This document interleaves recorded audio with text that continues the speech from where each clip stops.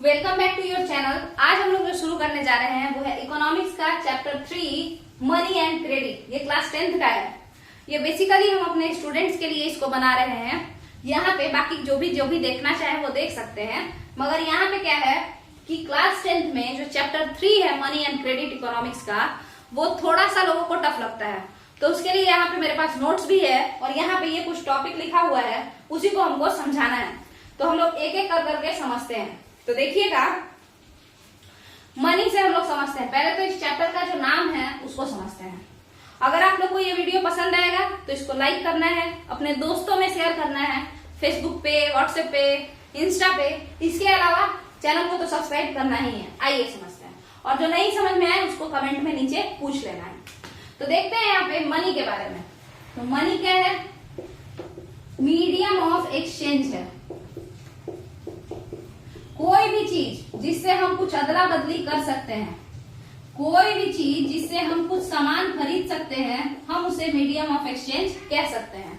ठीक है, मतलब विनिमय का माध्यम या एक्सचेंज का तरीका। किसी भी चीज से, अगर हम मान के चलिए जमीन के कागज से कुछ अदला बदली किए, तो आज के लिए जमीन का कागज मेरे लिए मनी है।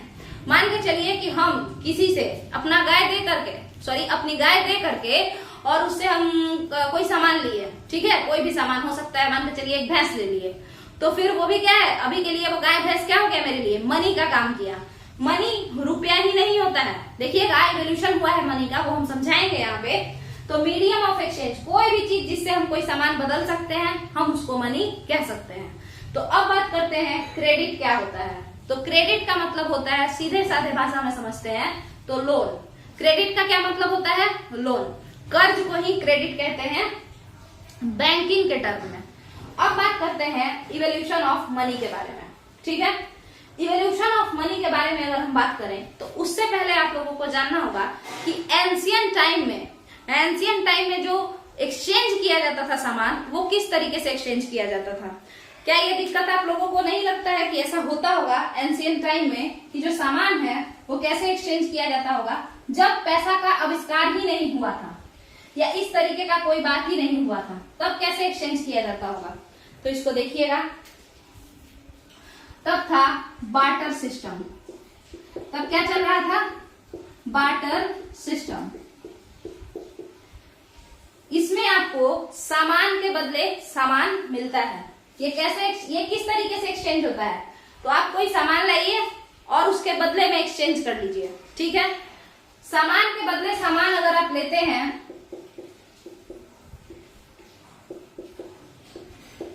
सामान के बदले सामान अगर आप ले रहे हैं, तो ये जो सिस्टम हुआ आपका, ये बार्टर सिस्टम हुआ। ठीक है, अब आगे समझते हैं। बार्टर सिस्टम में कुछ खासियत होगा, कुछ इसकी कमियां होंगी। हालांकि बार्टर सिस्टम में ज्यादा कमियां ही हैं, तभी तो हम लोग मनी पे शिफ्ट किए। तो बट देखते हैं कि इसमें क्या क्या कमियां हैं और क्या क्या इसके खासियत हैं। तो सबसे पहले बात करेंगे प्रोज के बारे में, मतलब प्रॉफिट के बारे में। तो प्रॉफिट यहाँ पे आप लोग देखिए, सबसे बड़ा तो ये है प्रॉफिट। यहाँ पे देखिएगा, डॉलर रुपी झंझट नहीं है। ये जो डॉलर और रुपी का जो एक्सचेंज करना पड़ता है ना, डॉलर को मतलब रुपया को डॉलर में बदलो, डॉलर को रुपया में बदलो। देखिए, रुपया को डॉलर में बदलना होता है किस लिए? फॉरेन एक्सचेंज के लिए। मान के चलिए अगर आपको तेल खरीदना है, तो जब आपको तेल खरीदना है ना, तो आपको कोई भी दूसरा कंट्री रुपया में पैसा नहीं लेगा। वो बोलेगा आप डॉलर में भंजा के दीजिए हमको। किस में भंजा के दीजिए? डॉलर में भंजा के दीजिए। अब ये जो है, मान के चलिए रुपया का वैल्यू डॉलर से सस्ता है, रुपया का वैल्यू डिमिनिश्ड है, मतलब कम है उससे। रुपया का जो औकात है वो छोटा है उससे। अगर तो आप खुद बताइए कि इससे तो फिर रुपया का वैल्यू गिर रहा है, डिग्रेडेशन ऑफ रुपी हो रहा है। अगर इसको हम किसी और करेंसी से कंपेयर करें तो डिग्रेडेशन ऑफ रुपी हो रहा है। मतलब डॉलर जैसे 70 रुपया में $1, अब शायद 80 भी हो गया होगा, पता नहीं, तो 70 रुपया में $1 होता है। तो सोचिए रुपया का वैल्यू कितना गिरा हुआ है डॉलर के सामने। तो ये डिग्रेडेशन ऑफ रुपी, यानी आपके करेंसी का जो डिग्रेडेशन हो रहा है, तो यहाँ पे इस वजह से भी थोड़ा प्रॉब्लम है ना। तो इसी वजह से हम लोग क्या कहते हैं, देखिए, जैसे अगर रुपया में ही मिलता तो बात अलग था, बट ये डॉलर में मिलने के वजह से महंगा पड़ रहा है हमको, डिग्रेडेशन ऑफ रुपी हो रहा है। तो इसका फायदा अगर हम बार्टर सिस्टम में लेते तो ये जो रुपया और डॉलर का जो झंझट है वो नहीं होता। जबरदस्ती का हमको फॉरेक्स रिजर्व मेंटेन नहीं करना पड़ता। क्या मेंटेन नहीं करना पड़ता? फॉरेक्स रिजर्व जबरदस्ती का हमको मेंटेन नहीं करना पड़ता। फॉरेक्स रिजर्व क्या होता है? वही कि मान के चलिए आपको अपने खर्चा के लिए विदेश से जो भी सामान लेना है, चाहे वो तेल हो, मतलब पेट्रोल हो या फिर कुछ भी हो, है ना, कोई भी फर्टिलाइजर ही खरीदना है अगर विदेश से आता हो, तो आपको ना एक्सचेंज करा के रखना पड़ेगा डॉलर में। रुपया को एक्सचेंज करा करके, रिजर्व करके, मतलब जमा करके डॉलर में रखना पड़ेगा। तो ये जो कंपल्सन है कि आपको रखना ही पड़ेगा डॉलर में, ये इस तरीके का जरूरत नहीं था। इसके अलावा हम लोग देखते हैं कि जो मोनोपोली है, मोनोपोली मतलब जो आपका यूएसए ये सब है, वो लोग क्या करता है, जबरदस्ती थोपते रहता है, क्योंकि उसका डॉलर ज्यादा महंगा है, सारा चीज डॉलर में ही बिक रहा है। तो वो लोग क्या करते हैं, जिससे भी झगड़ा होगा उसको क्या बोल देगा, उसको बोलेगा कि कोई लोग इससे सामान नहीं खरीदेगा, कोई लोग इसको सामान नहीं बेचेगा। क्यों? क्योंकि फिर डॉलर एक्सचेंज हम नहीं करेंगे, तो सबका जो है व्यापार ठप हो जाएगा। तो एक तरीके से ये जो ट्रेड मोनोपोली है उसको ये खत्म करता है बार्टर सिस्टम। ट्रेड मोनोपोली को खत्म करता है। और सीधे सीधे समझिए तो बार्टर सिस्टम जो कॉम्प्लेक्स सिस्टम है, कॉम्प्लेक्स मतलब क्या होता है, ऐसा कोई सिस्टम जो कि समझ में ही ना आए, अजीब सा जटिल सिस्टम जो है सोसाइटी, इकोनॉमी का समझ लीजिए तो मार्केट का, उसको ये आसान बना देता है। ये नहीं कि आपको डॉलर तो ये तो वो है ना, वहां पे यूएसए में वॉर चल रहा है इस वजह से इंडिया में जो है दाम बढ़ गया, है ना, यूक्रेन वॉर चल रहा है इस वजह से इंडिया में पेट्रोल का दाम बढ़ गया। तो ये जो लार्जर इम्पैक्ट पड़ता है कि पूरे वर्ल्ड का इम्पैक्ट मेरे रूपी पे पड़ रहा है, तो ये जो लार्जर इम्पैक्ट है वो सब नहीं पड़ता है। बार्टर सिस्टम छोटे लेवल पे रहता है तो छोटा छोटा बात करता है। तो ये सब आपका इसका फायदा है, ठीक है, ये सब क्या है, इसका फायदा है। इसके बाद जो हम लोग अगला समझते हैं वो क्या है, देखिएगा यहाँ पे जो डेवलप्ड नेशन का मोनोपोली है उसको हम समझा दिए हैं। अगला समझते हैं कि इसके कॉन्स क्या क्या है। आप लोग क्या कीजिए, इसको लिख लीजिए थोड़ा, ठीक है, लिख लीजिए या फिर स्क्रीनशॉट ले लीजिए, वो भी चलेगा। अब हम लोग इसके कॉन्स को समझने का कोशिश करेंगे, ठीक है। रुक जाइए थोड़ा। कॉन्स मतलब क्या होता है, कॉन्स मतलब होता है प्रॉब्लम, ठीक है।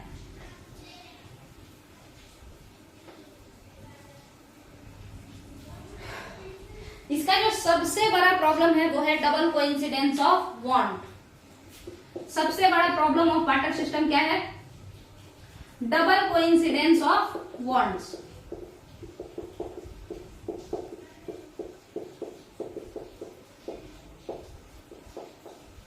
देखिए डबल कोइंसिडेंस ऑफ वांट्स में क्या होता है कि अगर बार्टर सिस्टम है तो इसमें आपको जब भी कोई सामान खरीदना है तो ये देखना पड़ेगा कि सामने वाले के पास जो है वो, मतलब सामने वाले का जो चाहत है, जो उसका डिजायर है, सामने वाला जो चाहता है, अगर वो मेरे पास है तभी ये ट्रेड कंप्लीट हो पाएगा, नहीं तो ये ट्रेड कंप्लीट नहीं हो पाएगा।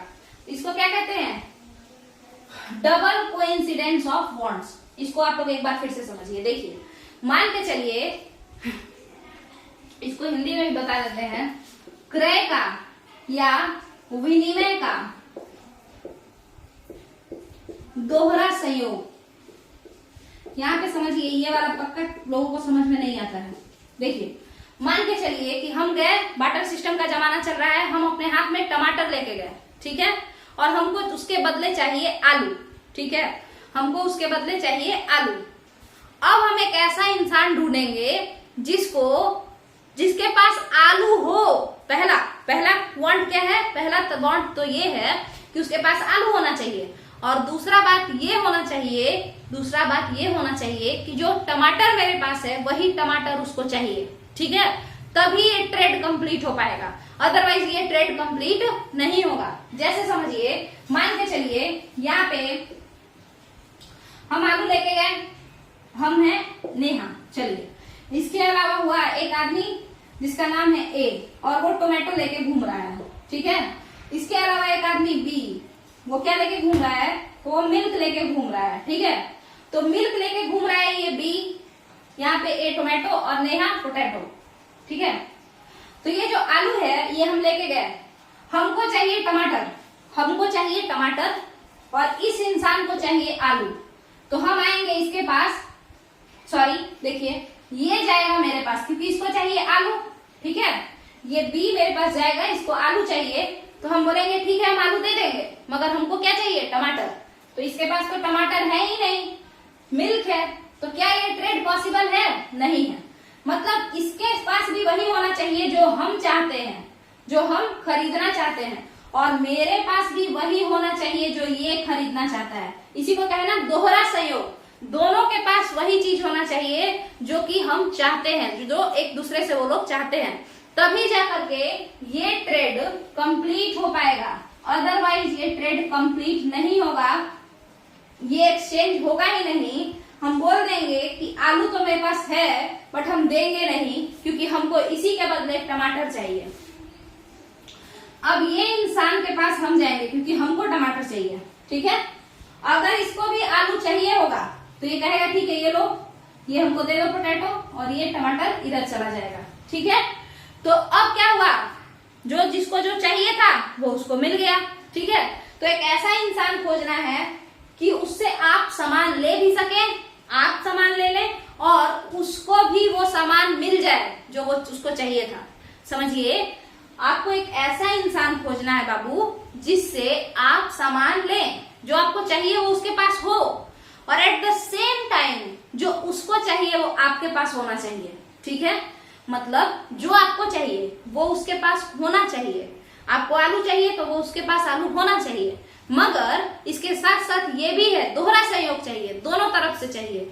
इसके साथ साथ ये भी होना चाहिए कि जो उसको चाहिए वो आपके पास होना चाहिए, तभी जाकर के ये जो अदला बदली है, ये जो ट्रेड है ये कंप्लीट होगा।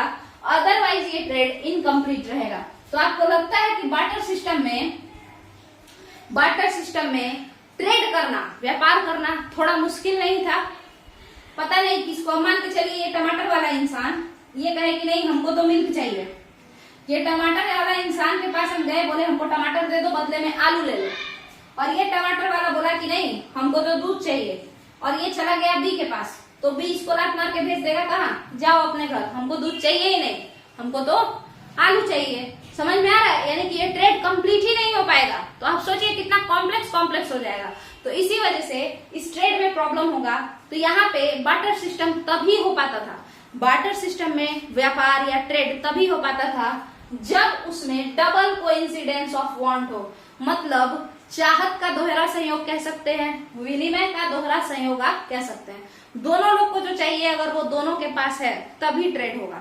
डबल कोइंसिडेंस ऑफ वांट मेरे हिसाब से आप लोगों को समझ में आ गया होगा। इस एकलौते प्रॉब्लम के वजह से, ये बहुत बड़ा प्रॉब्लम है, इस एकलौते प्रॉब्लम के वजह से हम लोग देखते हैं कि यहाँ पे काफी सारा प्रॉब्लम उभर के आता है। जैसे जब लोगों को पता चला, बार्टर सिस्टम वाले लोगों को जब पता चला कि यहाँ पे तो बहुत मेहनत है, यहाँ पे ऐसा इंसान को खोजना है जो कि मेरा सामान ले ले और जो हमको चाहिए वो भी मिल जाए, तो इसको खोजने में बहुत ज्यादा मेहनत है। तो इसीलिए लोग सोचे कि एक काम करते हैं, जो भी बेसिक नीड है, जो भी बेसिक जरूरतें हैं, हम उसको अपने से ही कर लेते हैं। जैसे हमको थोड़ा बहुत सब्जी चाहिए, अपने सब्जी अपने घर के पास उगा लेंगे, थोड़ा बहुत चावल चाहिए वो भी उगा लेंगे, और थोड़ा बहुत दाल चाहिए, थोड़ा बहुत गेहूं चाहिए। तो यही थोड़ा बहुत करके लोग जीवन यापन शुरू कर देते हैं।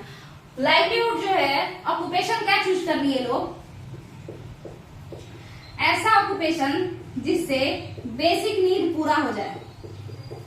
और बेसिक नीड में आपका सबसे ज्यादा क्या जरूरी है? खाना पीना। खाना पीना बड़ा जरूरी है, ठीक है।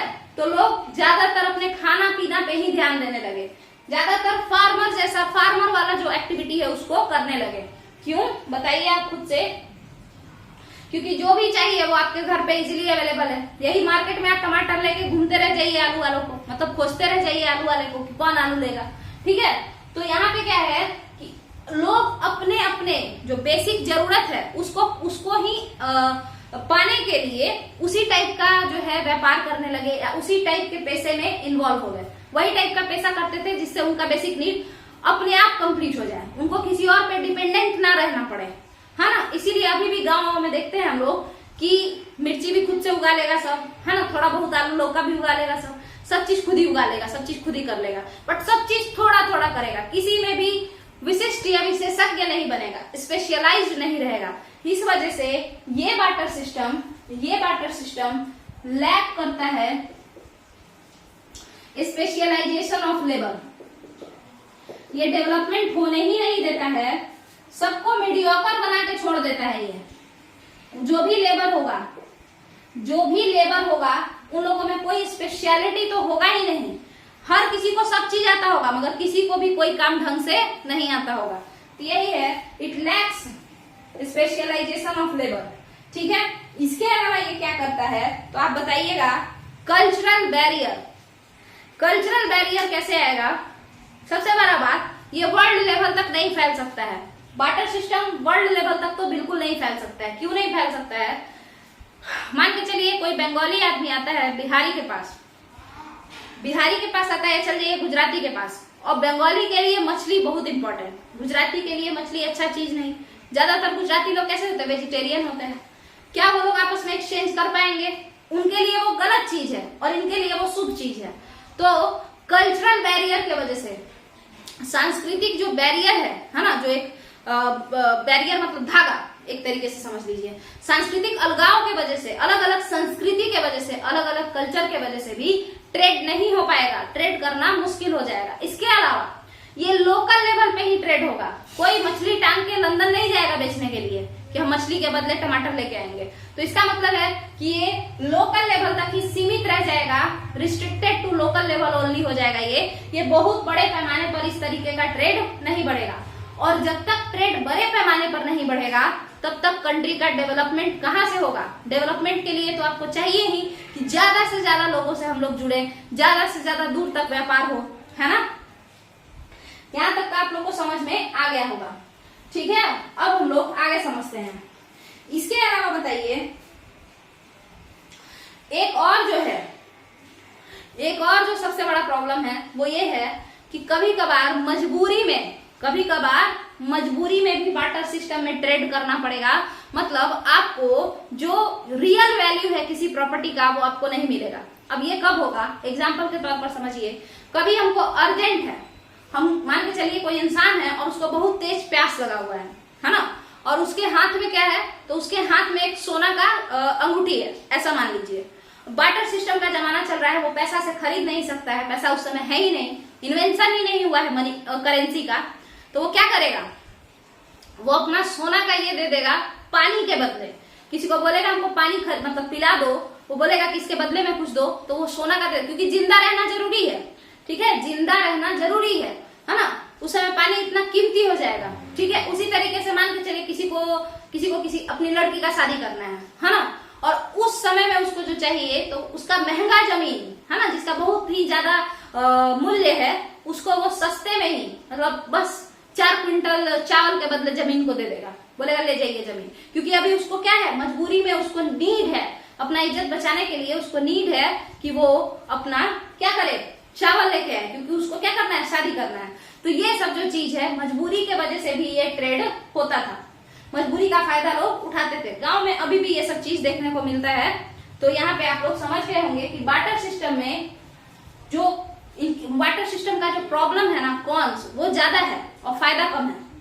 ठीक है, फायदा कम है, फायदा बस इतना ही है, दूसरा देश का इंसान आपको टॉर्चर नहीं करेगा। ये जो ट्रेड मोनोपोली है, ये जो डॉलर का सुप्रीमेसी है, ये सब आपको देखने को नहीं मिलेगा। अपने में रहिए, खाइए पीजिए, है ना, उस तरीके का। तो यहाँ पे बार्टर सिस्टम आपका खत्म हो जाता है। बार्टर सिस्टम के कई सारे बुराइयों को देख करके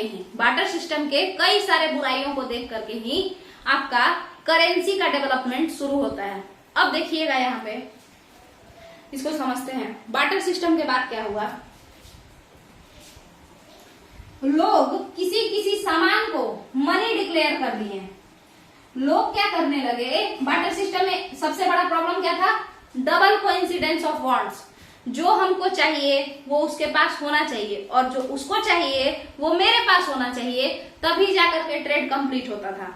इसीलिए लोग सोचे कि कोई एक ऐसा चीज को हम लोग फिक्स कर देते हैं, किसी भी चीज को जो भी हो, किसी एक चीज को लोग सोचे कि एक ऐसे चीज को फिक्स कर देते हैं जो सबको नीड हो, ठीक है, जिसको मतलब जिसका यूनिवर्सल नीड हो, है ना, यूनिवर्सली एक्सेप्टेबल हो। कोई ऐसा चीज हम लोग लाते हैं जो यूनिवर्सली एक्सेप्टेबल हो। तो यहाँ पे समझिए, देखिए पुराने जमाने में यूनिवर्स का मतलब होता था अगल बगल का ही उनका दुनिया होता था, ठीक है, लोकल लेवल तक का ही। तो समझ लीजिए लोकली एक्सेप्टेबल, इसको आप बात से समझ जाइएगा। देखिए यहाँ पे मान के चलिए, अब क्या हुआ, बार्टर सिस्टम के प्रॉब्लम को देख करके करेंसी ये सब का ये होना शुरू हुआ कि मनी लाते हैं। बार्टर सिस्टम के बाद हम लोग सोचे कुछ ऐसा चीज लाते हैं जो माध्यम बने एक्सचेंज का, कोई एक सामान जो कि जिसके बदले में सब चीज ले ले हम। तो देखिएगा लोग क्या शुरू किए, बोले कि देखो जो देखिए लोकल लेवल का सामान लोग स्टार्ट किए उसको मनी बनाना, लोकल लेवल के सामान को मनी बनाना शुरू किए। जैसे देखिए मान के चलिए गुजरात के तट पे कोई बैठा है, गुजरात कोस्ट पे कोई बैठा है, तो वो क्या बोला गुजरात कोस्ट वाला इंसान कि हम लोग क्या करते हैं, हम लोग यहाँ पे जो काउरी होता है, कौरी क्या होता है बताइए, काउरीज या कौरी क्या होता है, वो जो शंख जैसा छोटा छोटा होता है ना पानी में, तो उसी को कौरी बोलते हैं, ठीक है। तो ये लोग बोला कि कौरी को हम लोग डिक्लेयर करते हैं, कौरी को क्या करते हैं, मान लेते हैं, आज से खुद ही मान लिया सब। कौरी को गुजरात के कोस्ट पे बैठा लोग सोचा कि कौरी को हम लोग मान लेते हैं कि ये मीडियम ऑफ एक्सचेंज है, मान लिया सब। अब जिसको भी कुछ चाहिए तो कौड़ी दो, सामान लो, फिर वही कौड़ी ले जाके हम किसी और को देंगे और सामान लेके चले जाएंगे। एग्जाम्पल के तौर पे फिर यहाँ पे समझिए, ये क्या है, अब मीडियम ऑफ एक्सचेंज इसको मान लिया गया है, डिक्लेयर कर दिया गया है गुजरातियों के द्वारा कि कौड़ी को हम लोग मीडियम ऑफ एक्सचेंज मान लेते हैं, ठीक है। ये हुआ लोकल लेवल पे, लोग अपना क्या करने लगे, एक एक डिसाइड कर लिए हैं। जैसे देखिए फिजी में लोग बोले व्हेल के तीत को, व्हेल मछली के तीत को फिजी वाले बोले कि इसको हम लोग क्या करेंगे, इसी को दे करके ले करके इसी के बदले सामान खरीदेंगे बेचेंगे, ठीक है। जैसे रुपया के बदले सामान लेते हैं ना, वैसे ही। तो उस समय रुपया का काम क्या किया, कौड़ी किया, ठीक है। कुछ लोग क्या किए, तो कुछ लोग कुछ और उठा के लाए, कुछ लोग कुछ और उठा के लाए। कोई कौड़ी से बेच रहा था तो कोई कह रहा था कि ठीक है हम लोग के साइड अगर किसी के साइड कौड़ी नहीं है तो पत्थर को ही डिक्लेयर कर दे कि ये पत्थर के बदले हम सामान लेंगे और ये वाला जो पत्थर है ये आज से हम लोग के लिए मीडियम ऑफ एक्सचेंज है, ठीक है। तो मेरे हिसाब से आप लोगों को समझ में आ रहा होगा, इसको हम लोग देख लेते हैं एक बार। तो यहाँ पे आपका क्या हो गया, कौड़ी को यहाँ पे मीडियम ऑफ एक्सचेंज बना दिया गया। अब लोग जिसको टमाटर खरीदना है वो जाके कौड़ी दो, टमाटर लेके आओ, ठीक है। अब वो इंसान उस कौड़ी के बदले जाएगा, दूध खरीद के लाएगा, फिर उसको वो कौड़ी दे देगा। यानी बेसिकली उस समय कौड़ी रुपया जैसा काम करने लगा। अब ये जो कौड़ी था ये सबके लिए तो यूजफुल होगा नहीं, सबको थोड़े ये बहुत पसंद आएगा कि वाह कितना सुंदर है। लोकली अवेलेबल था, बिहार में कौड़ी नहीं मिलेगा, हाँ जो भी कोस्टल रीजन है वहां पे मिल जाएगा। तो ये एक्सेप्टेबल तो हुआ, ये मनी एक्सेप्टेबल तो हुआ, बट ये लोकली एक्सेप्टेबल हुआ। कैसा एक्सेप्टेबल हुआ, लोकली, लोकल लोग उसको एक्सेप्ट कर रही है कि ठीक है हम लोग कौड़ी करेंगे, मतलब एक्सचेंज करेंगे। मगर क्या ये यूनिवर्सली हुआ, नहीं हुआ, यूनिवर्सली ये नहीं हुआ। इसके बाद समझिए इससे और एक घाटा क्या हुआ, इसी तरीके के काम से इससे एक और घाटा क्या हुआ कि अब लोग काम धाम छोड़ करके सब लोग सोचेगा कि जब अब कौड़ी से ही सामान खरीद सकते हैं तो एक काम करते हैं, दिन भर पानी के किनारे ही बैठे रहते हैं और दिन भर क्या करते हैं, कौड़ी ही खोजते रहते हैं। काम करने का क्या जरूरत है जब कौड़ी से ही रुपया मिल रहा है, तो कौड़ी से ही सामान मिल रहा है। तो इसीलिए लोग सोचे कि अब कौड़ी ही खोजते हैं, बाकी ताम झाम छोड़ देते हैं, कोई काम नहीं करेंगे। तो इससे क्या हुआ, टाइम वेस्ट करना लोग शुरू कर दिए। एक तो ये लोकली एक्सेप्टेबल था, जैसे एग्जाम्पल के तौर पे समझिए फिजी वाला इंसान आए, फिजी में लोग वेल के तीत को बोले कि यही मनी है, इसी से एक्सचेंज करेंगे, और वो यहाँ आए और बोले कि ये लो एक वेल का तीत 4 किलो अनाज दे दो। तो हम लोग तो भाग जाएंगे ना डर के मारे, कि भाई वेल का तीत लेके हम क्या करेंगे, यहाँ पे वो वेल का तीत नॉर्मल नहीं है, वो डर का चीज माना जाएगा। ठीक है, आप लोग को समझ में आ रहा होगा कि जिसके लिए जैसे किसी के लिए ये कौड़ी इंपॉर्टेंट है, किसी को लगता है कि ये शुभ चीज है, किसी को लगेगा अशुभ चीज है ना, तो वो सारा चीज ही है, मतलब एक्सेप्टेबल नहीं है, लोग एक्सेप्ट नहीं करते हैं। हाँ, लोकली एक्सेप्टेबल था बट यूनिवर्सली एक्सेप्टेबल नहीं था। इसके अलावा इसमें क्या क्या प्रॉब्लम था, तो प्रॉब्लम था अब इसको ढगा मतलब देखिए दूर तक सामान खरीदने या बेचने जाना है तो इतना सारा कौड़ी लेके जा रहे हैं हम, है ना। तो सबसे पहला बात कि दूर में कौड़ी एक्सेप्ट करेगा या नहीं करेगा, ये भी एक बड़ा इशू था। हो सकता है वहां के लोग किसी और चीज से अदला बदली करते हो, यहाँ के लोग किसी और चीज से अदला बदली करते हो, यानी ये यूनिवर्सली एक्सेप्टेबल नहीं था। तब राजाओं ने क्या सोचा कि एक काम करते हैं, तब राजा लोग क्या सोचते हैं कि एक काम करते हैं, हम लोग यहाँ पे कुछ ऐसा बनाते हैं यहाँ पे जिससे कि ये हर जगह चले। ठीक है, यूनिवर्सली, कम से कम अपने देश के अंदर उतना तो चलते रहे। तो देखिए राजा लोग करेंसी बनाना शुरू किए। तो जब ये लोग करेंसी बनाना शुरू किए बाबू, जब ये लोग करेंसी बनाना शुरू किए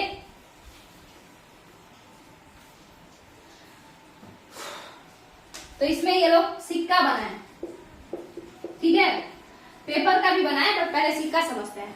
तो सिक्का बनाए, तो अब जो ये सिक्का है इसके साथ ये लोग क्या किए, किसी का भी मेटल का सिक्का, किसी भी धातु को उठाए, मेटल को उठाए और उसको ढाल दिए, मिंट कर दिए, उससे बन गया क्वाइन। क्वाइन दो तरीके का होता है, उसको समझिए। एक तो था फुल बॉडीड क्वाइन और एक था टोकन क्वाइन।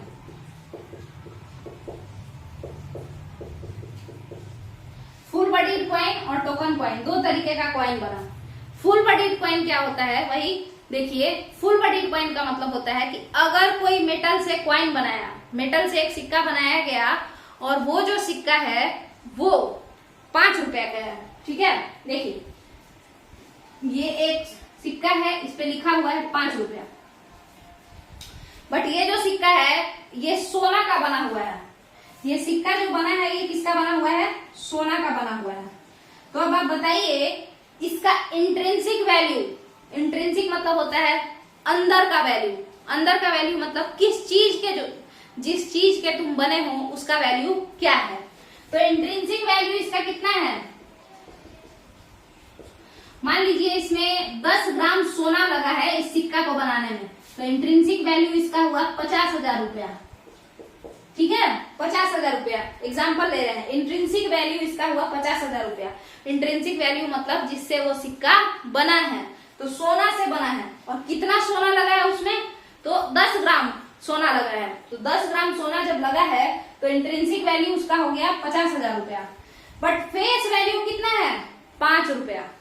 फेस वैल्यू कितना है, 5 रुपया। तो ऐसा क्वाइन जिसका इंट्रिंसिक वैल्यू बहुत ज्यादा हो, या सिंपली कहिए ज्यादा हो, जिसका इंट्रिंसिक वैल्यू ज्यादा हो और फेस वैल्यू कम हो, ऐसे क्वाइन को ही हम लोग क्या कहते हैं, फुल बॉडीड क्वाइन। ठीक है, फुल बॉडीड सिक्का। ठीक है, मतलब जिससे ये बना है उससे ज्यादा ये महंगा है, सॉरी जितना का ये है, मान के चलिए ये 50,000 का है ना, ये 5 रुपया वाला सोना का सिक्का, क्योंकि ये 10 ग्राम का बना है।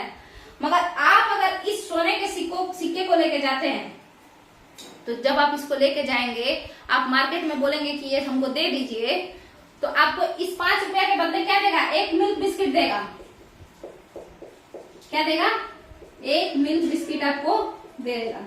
ठीक है, मगर अगर आप इसको पिघला दें और पिघला के और कुछ बना लें तो आपको 50,000 रुपया मिलेगा।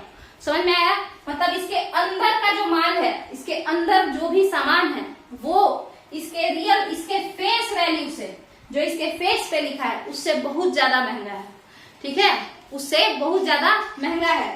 तो ऐसा जो सिक्का है वो फुल बॉडीड सिक्का है, इंट्रिंसिक वैल्यू उसका ज्यादा है। ठीक है, तो आप लोग को एक बात बता दें, ऐसा पहले बांग्लादेश वाले लोग करते थे। भारत का जो 5 रुपया का सिक्का था ना, वो जिस चीज से बना था, मतलब जितना उसमें सामान लगाया गया था बनाने में, वो 10 रुपए का लगता था। मतलब भारत में एक 5 रुपया का सिक्का बनाने में 10 रुपया खर्च होता था। क्यों?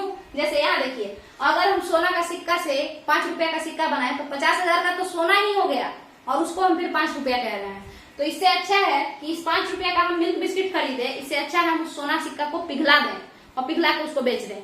यही सेम चीज बांग्लादेश वाले लोग समझ गए कि जो भारत का 5 रुपया का सिक्का है उसका इंट्रिंसिक वैल्यू, आंतरिक मूल्य, अंदर का मूल्य ज्यादा है, तो उसको पिघला देते हैं और उसके बाद उससे ब्लेड बना करके वो लोग बेच दिए। तो 5 का सिक्का 10 का बिजनेस। यहाँ पे आप लोग को समझ में शायद आ गया होगा कि इंट्रिंसिक वैल्यू क्या है। टोकन कॉइन क्या होता है? तो टोकन कॉइन का मतलब होता है, देखिएगा, टोकन कॉइन का मतलब होता है कि 5 रुपया फिर ले लीजिए, हम एक सिक्का बनाए किसी भी चीज का, मेटल गलाएं, हो सकता है मुंज मेटल लिए उसको गला दिए, हो सकता है कॉपर का बना दिए, जो भी, हम सिक्का एक कॉपर लिए उसको गलाएं और उससे एक गोल सिक्का बना दिए। अब इसको पूरा बनाने में ना हमको लगा 1 रुपया, इसको पूरा बनाने में हमको कितना रुपया लगा? 1 रुपया। तो इंट्रिंसिक वैल्यू इस सिक्का का क्या होगा? इंट्रिंसिक वैल्यू इस सिक्का का होगा जितना बनाने में रुपया लगे, सिक्का को बनाने में जितना रुपया लगा है वही इसका इंट्रिंसिक वैल्यू है। तो देखिए इंट्रिंसिक वैल्यू, इसको बनाने में 1 रुपया लगा है तो इंट्रिंसिक वैल्यू इसका हुआ 1 रुपया। समझ में आ रहा है आप लोगों को? अब इस पे हम लिख दिए कि ये 5 रुपया का है। हम गवर्नमेंट है, हम कुछ भी लिख सकते हैं, तो हम क्या लिख दिए? ये 5 रुपया का है। अब बताइए, अब इसको कोई पिघलाएगा तो उसको 1 रुपया मिलेगा, और अगर नहीं पिघलाएगा तो ये 5 रुपए का है। मतलब अब जो फेस वैल्यू है, फेस पे क्या दिख रहा है? 5 रुपया, तो जो फेस पे दिख रहा है वही फेस वैल्यू है। फेस वैल्यू जो है वो बड़ा है किससे? इंट्रिंसिक वैल्यू से। तो इस तरीके का जो क्वाइन है, हम ऐसे क्वाइन को ही तो टोकन क्वाइन कहते हैं। हम ऐसे क्वाइन को ही क्या कहते हैं? टोकन क्वाइन कहते हैं। आपको समझ में आ गया होगा। उसी तरीके से एक सिक्का अगर हम बनाते और उसको बनाने में 50,000 रुपया लगता, और है ना, तो उसका इंट्रिंसिक वैल्यू 50,000 रुपया होता, आंतरिक मूल्य, और उस पे हम 5 रुपया लिख देते तो उसका फेस वैल्यू 5 रुपया होता। तो 5 रुपया फेस वैल्यू, इंट्रिंसिक वैल्यू 50,000 रुपया से काफी कम हो जाता। ऐसी स्थिति में लोग क्या करते हैं? तो लोग सिक्का को गलाना शुरू कर देते हैं, सिक्का को बचाना शुरू कर देते हैं, मतलब अपने घर पे छुपा के रखे रहते हैं कि ऐसे तो जाएंगे बाहर में 5 रुपया का मिल्क बिकीज मिलेगा, मगर अगर इसको गला देंगे और बेचेंगे तो 50,000 रुपया मिलेगा।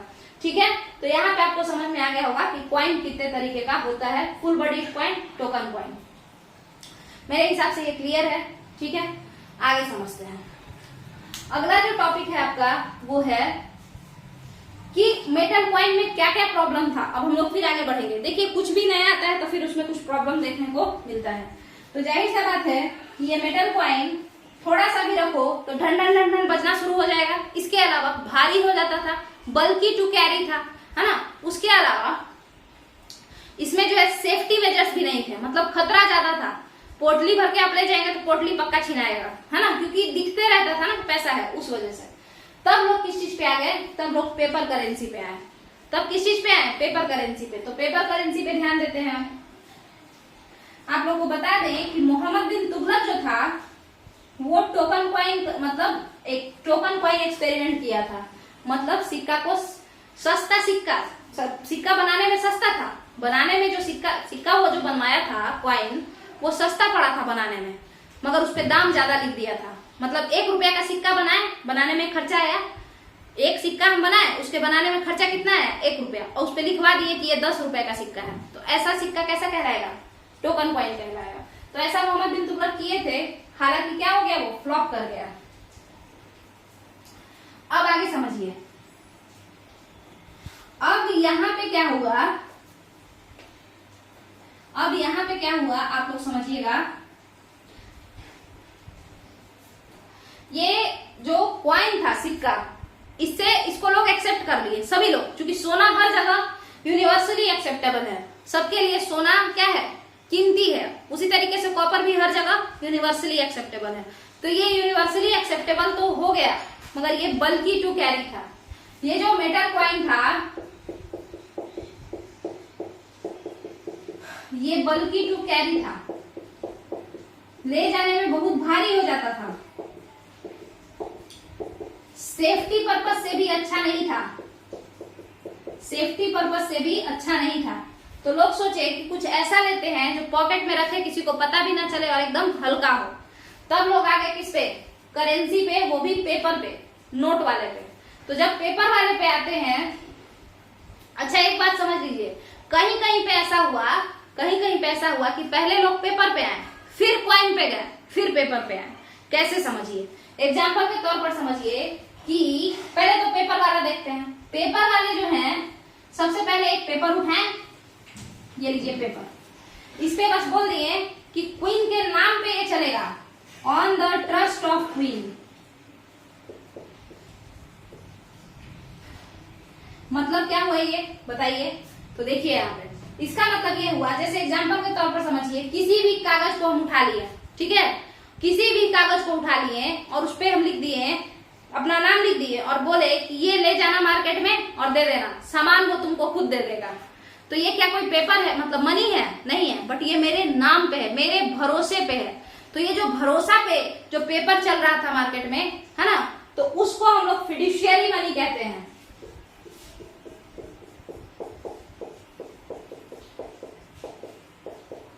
फिड्यूशियरी मनी, बस नाम से, on the trust of queen, queen के ट्रस्ट से या राजा के ट्रस्ट से, बस उसके नाम पे ये पेपर घूमता रहेगा। उस पेपर का कोई वैल्यू नहीं है। मान के चलिए ये पेपर फाड़े और इस पे राजा का नाम लिख दिए, तो अब आज से ये भी पेपर, मतलब ये भी मनी, ठीक है, ऐसा। तो ये हो गया आपका फिड्यूशियरी मनी। मगर ये पेपर में भी क्या प्रॉब्लम आया, जहां पे पेपर करेंसी आया तो वहां पे क्या प्रॉब्लम आया, पेपर वाला जो होता है धुल जाता है, जल्दी फट जाता है, ये सब भी दिक्कत आया। तो कुछ लोग क्या किए, पेपर से पहले मेटल कॉइन पे गए, फिर मेटल कॉइन से फिर पेपर पे आ गए, भाई बल्कि टू कैरी होने की वजह से, ठीक है। तो ये सारी चीजें हुई।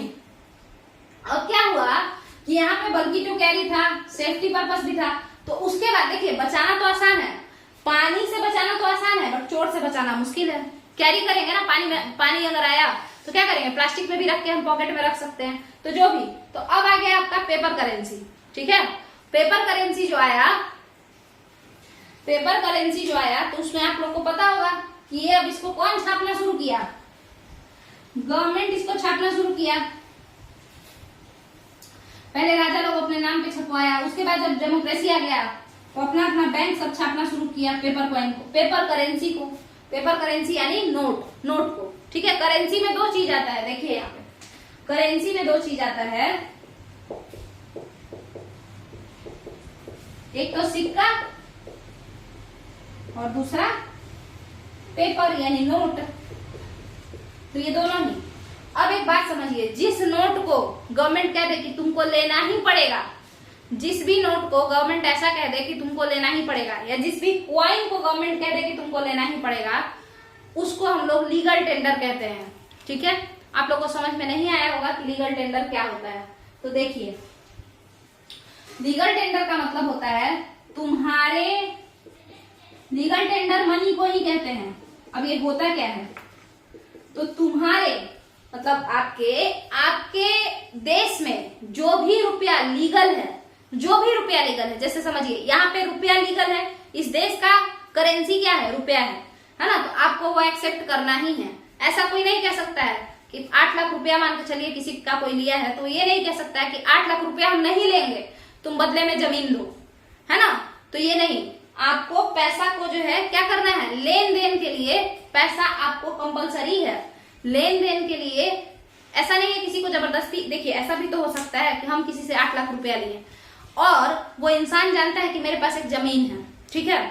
अब वो हम उसको 8 लाख रुपया देने का, तो कह रहा है हमको 8 लाख रुपया नहीं चाहिए, तुम वो जमीन दे दो, उस 8 लाख के बदले तुम वो जमीन दे दो।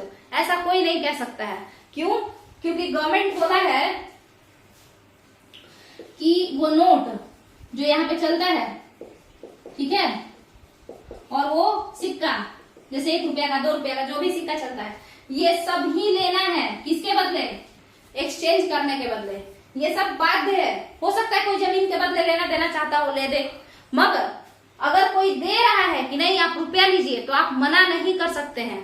तो ऐसा चीज जो गवर्नमेंट बोला है, लेने देने के बदले में, जिसको गवर्नमेंट बनाया है कि इसके बदले ही हम लेन देन करेंगे, ऐसे चीज को हम लोग लीगल टेंडर कहते हैं। ऐसे चीज को हम लोग क्या कहते हैं, लीगल टेंडर। तो भारत के लिए लीगल टेंडर कौन है? भारत के लिए लीगल टेंडर है आपका जो अभी रुपया चल रहा है वो सब लीगल टेंडर है। बट एक बात बताइए, जो 2016 में नोट बैन हुआ, 1000 का जो रुपया था नोट, क्या अब वो लीगल टेंडर है? नहीं है। लीगल टेंडर वही सारे नोट होते हैं जो कि भारत में या कहीं भी किसी के भी कंट्री में जो नोट चल रहा होता है ना, जो रुपया चल रहा होता है, जो करेंसी चल रहा होता है, उस करेंसी को हम लोग उस देश का लीगल टेंडर कहते हैं। एग्जाम्पल के तौर पर समझिएगा, डॉलर इंडिया में लीगल टेंडर है? नहीं है। अगर आप हमको डॉलर में पैसा दें कि हाँ डॉलर में लो, $1 हमको सामान दे दो, तो हम मना कर सकते हैं कि नहीं आप जाइए रुपया लेके आइए, ठीक है। मगर अगर कोई रुपया में हमको पैसा दे, रुपया में दे, तो हम मना नहीं कर सकते हैं इंडिया में, क्योंकि इंडिया के लिए ये क्या है, इंडिया में जो चल रहा है, इंडिया में जो करेंसी चल रहा है वो इंडिया के लोगों के लिए लीगल टेंडर है। लीगल मतलब कानूनी तौर पर बाध्य है, वो उसको एक्सेप्ट करना ही पड़ेगा एक्सचेंज के लिए, ठीक है। लेन देन में यही चलेगा। बाकी अगर किसी को शौक है तो $1 ले सकता है, जाकर फिर भंजवा ले, मगर हमको नहीं चाहिए तो हम मना कर सकते हैं। बट रुपया को हम चाह के भी मना नहीं कर सकते हैं, हम पे केस हो जाएगा क्योंकि रुपया क्या है, हम लोगों का यही करेंसी है, तो हमको लेना ही पड़ेगा। तो रुपया आपके लिए लीगल टेंडर हो गया। तो अब आप लोग को समझ में आ गया होगा कि पेपर करेंसी क्या है भाई, तो नोट ये सब है, ठीक है। नोट है, नोट ही है, मतलब पेपर करेंसी क्या है, नोट ही है।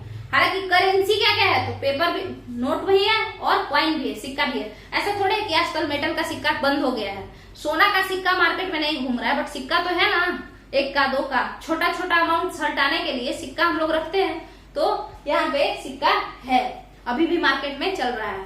तो आप लोगों को समझ में आ गया होगा ये कि क्या क्या यहाँ पे चल रहा है। इसके अलावा ये देखिए, ये करेंसी हो गया, ये करेंसी हो गया। इसके बाद हम लोग देखते हैं एक टर्म आता है प्लास्टिक मनी। प्लास्टिक मनी किसको कहते हैं, तो क्रेडिट कार्ड और डेबिट कार्ड को प्लास्टिक मनी कहा जाता है। और उसके बाद डिजिटल मनी। डिजिटल मनी क्या है, तो डिजिटल मनी जो आपका बिटकॉइन है, ये सब जो है नया नया क्रिप्टो करेंसी, ये सब डिजिटल मनी है। इसके बाद अगर बात करते हैं एक डिपॉजिट मनी, तो डिपॉजिट मनी का हम लोग कल समझेंगे। क्यों, क्योंकि डिपॉजिट मनी से ही रिलेटेड है पूरा कर्ज कैसे लिया जाता है, तो कैसे बचाएं, क्या करें, तो डिपॉजिट मनी को हम लोग अगले लेक्चर में समझेंगे।